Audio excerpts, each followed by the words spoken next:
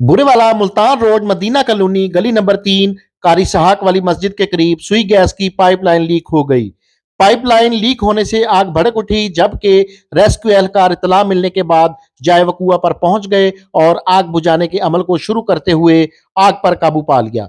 Mohsin Mughal, Mughal news, Burewala.